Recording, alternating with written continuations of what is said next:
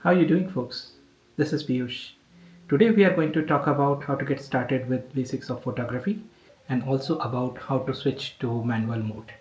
When I first got my camera, I always click the photos in auto mode and I always wondered why my photos are not so great and they lacked the kick that I needed in the photos, and I always wondered why do my photos look so boring.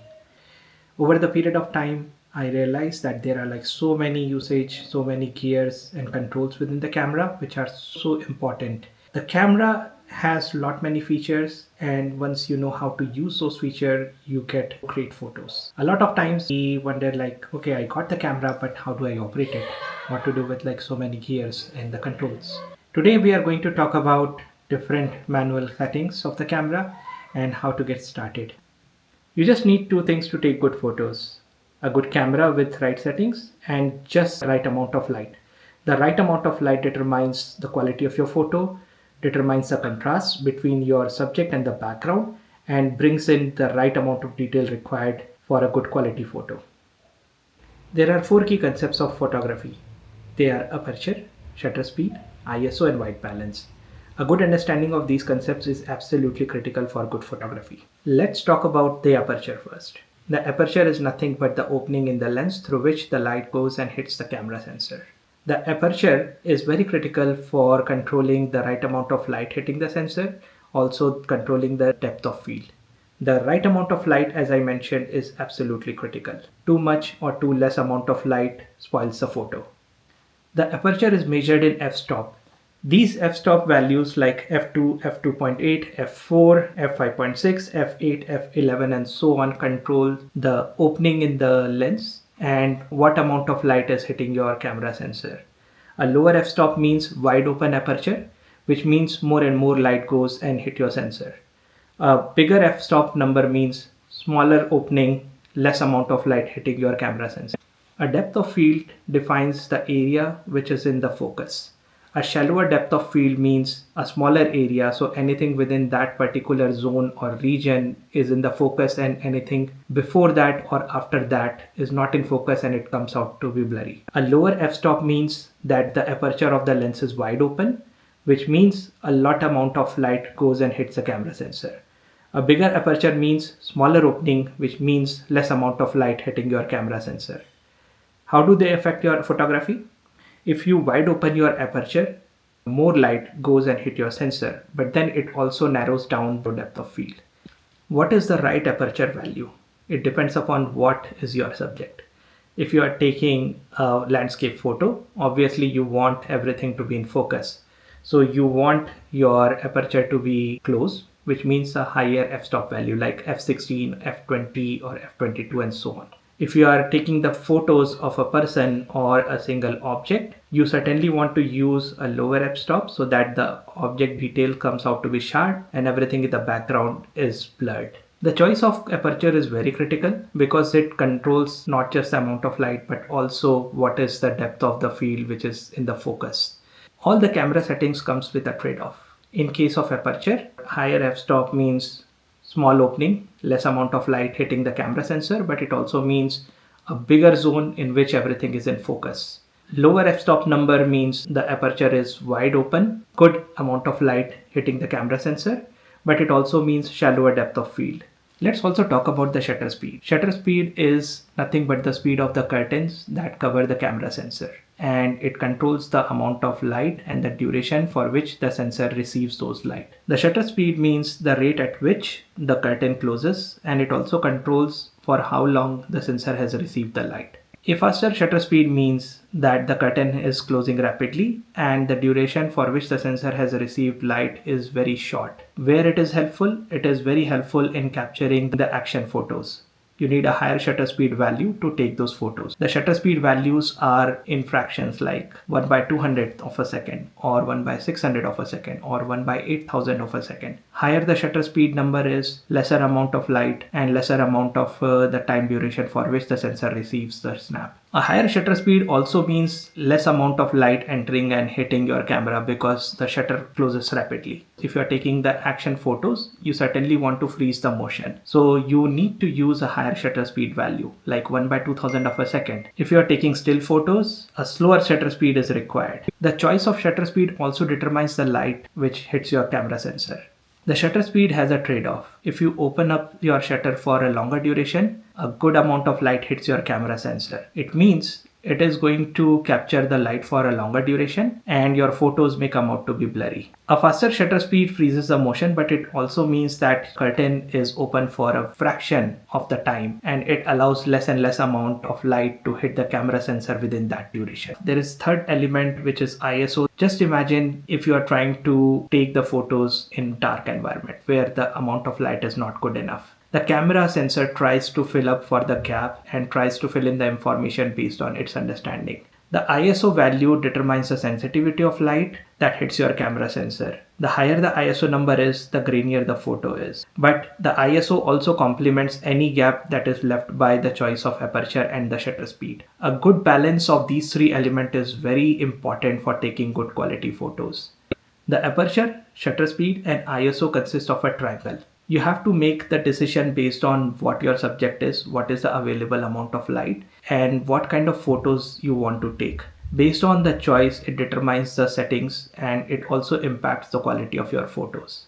A wide open aperture or lower f-stop number allows good amount of light hitting your camera sensor, but it also narrows down the depth of the field. On the other hand, a narrow aperture or bigger f-stop number increases the depth of the field but requires lot amount of light to hit the camera sensor. Similarly, a faster shutter speed freezes the motion but also reduces the amount of light hitting your camera sensor and your photos may come out to be dark. On the other hand, slower shutter speed means a good amount of light hitting your camera sensor, but it also may cause your photos to come out to be blurry.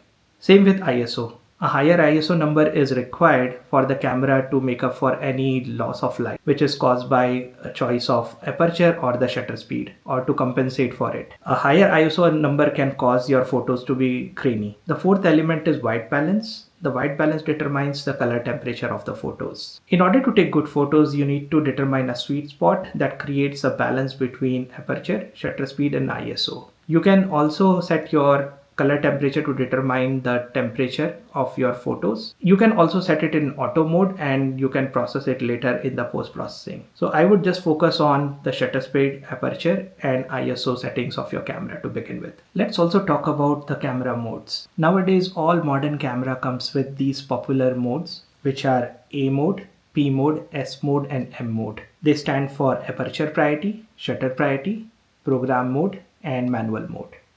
Let's talk about them one by one. In the aperture priority mode, you set the aperture value that you want and the camera controls the shutter speed and ISO for taking the photos.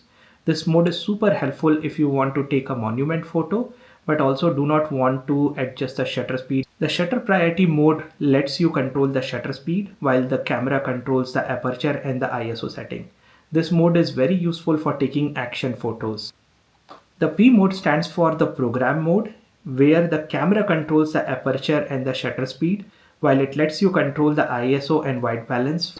The last mode is my favorite mode, which is manual mode. In this mode, you get to control each and every setting that we discussed about. Having a control over these settings is absolutely critical for the quality of the photos. These modes can be found over the dialer on the camera and you can rotate set the modes up. If your exposure scale is tilted towards the negative values, that means your exposure needs more amount of light to take the photos. If it is tilting towards the positive values, that means you have more than enough light required for taking the photos. You can control the exposure by adjusting either the aperture values or the ISO values or the shutter speed, or by adjusting a combination of all three of them. Let's also talk about the metering modes in your camera. How does your camera determine what is the right amount of exposure? The spot metering mode allows you to pick up a spot and determine its exposure. It is very important if you want to measure the ambient light that is falling onto a particular subject. The average metering mode averages out the exposure of entire frame, while the center weighted mode calculates the exposure of the center of the frame. So why these metering modes are important? Because if you don't choose them correctly, it might give you a wrong calculation about the exposure. Similarly, the values that the camera calibrates is the reflected amount of light, which means the light falling onto your subject and getting reflected over to the camera received by the sensor. It might inaccurately measure the amount of exposure onto that subject because it is calculating it based on the reflected light from the subject to the sensor. So how do we determine the right exposure values? I personally use a light meter to calculate the exposure values based on the incident light and not the reflected light. A light meter is a very useful tool for calculating the right exposure values. You can use the light meter to calculate the amount of light that is incident upon the subject. You can also take some test shots to determine the right exposure required before you take the photos. In order to get started, my advice is to switch to the manual mode. Take the photos, adjust the aperture, ISO and shutter speed and see what changes do they bring to your photography. Don't be afraid of initially bumping your ISO to compensate for the lack of light. When I set my camera for the photography, I start with some base numbers. These numbers depend upon the camera that I am using and also the gear that I am using to take the photos. A bottom rule is if you are using a crop sensor camera, then your shutter speed should be at least the double of the focal length of your lens. Which means if you are using 50mm lens, your shutter speed should at least be 1/100th of a second. If you are using an 85mm lens, your shutter speed should be at least 1/160th of a second. If you are using a 135mm lens, your shutter speed should be at least 1/250th of a second. Once you have set up the shutter speed, I bring down my ISO to the lowest value that is supported by the camera. In most of the cases, it is ISO 50 or ISO 100. Once I have determined this based on the subject and the number of people I am clicking, I determine what is the aperture value that I need to use. For a single person, any value between f2 to f2.8 or even f3.2 is good. If there are more than one person in the photo, you want to choose a higher f-stop number so that everybody is in focus. Once you have set up these values, look into your camera scale and determine if the exposure is right. If it is negative, that means you need more light, which can be done by slowing down the shutter speed or by reducing the aperture f-stop number or by increasing the ISO. If the scale is tilting towards the positive number, that means you can either increase your shutter speed or increase the aperture or by reducing the ISO numbers. If you have selected a lower f-stop number like f2.0 or f2.8, it reduces the depth of the field. If you are taking photos of more than one person or a group, you want to ensure that everyone is in the same zone so that everyone is in focus and their photos come out to be sharp.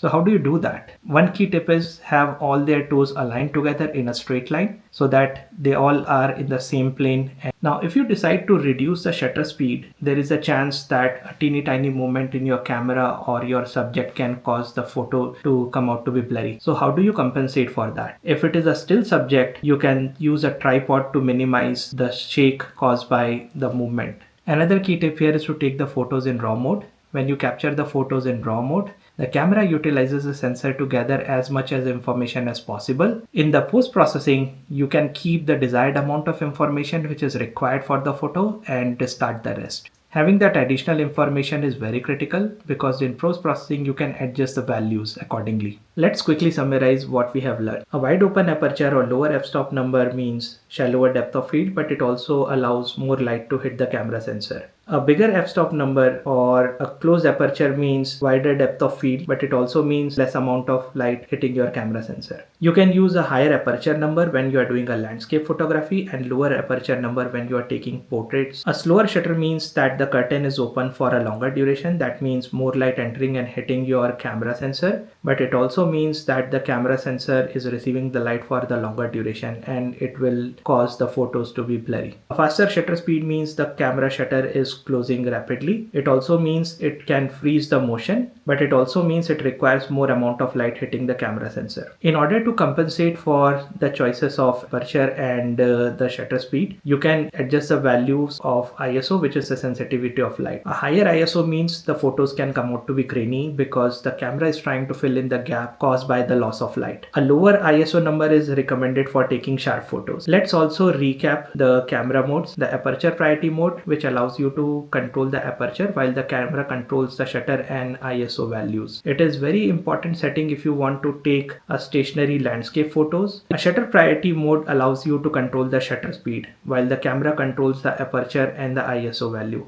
This is very important for action photography or sports photography. In the program mode, the camera controls the aperture and the shutter speed while it lets you control the ISO and the white balance. The manual mode, you get to control each and every setting that we spoke about, and it is the recommended mode if you want to improve your photography. Lastly, we also discussed about measuring the incident and reflected amount of light using light meter. You can also use the scale on your camera to calculate the exposure values. You can also take some test shots to determine if the exposure is correct and if your camera settings are correct. So pick up your camera, try aperture mode, shutter priority mode, program mode or manual mode. And then try to adjust the values of aperture, shutter speed, ISO and white balance and see how it impacts the photos. If you have a tripod, definitely use it to avoid any motion blur.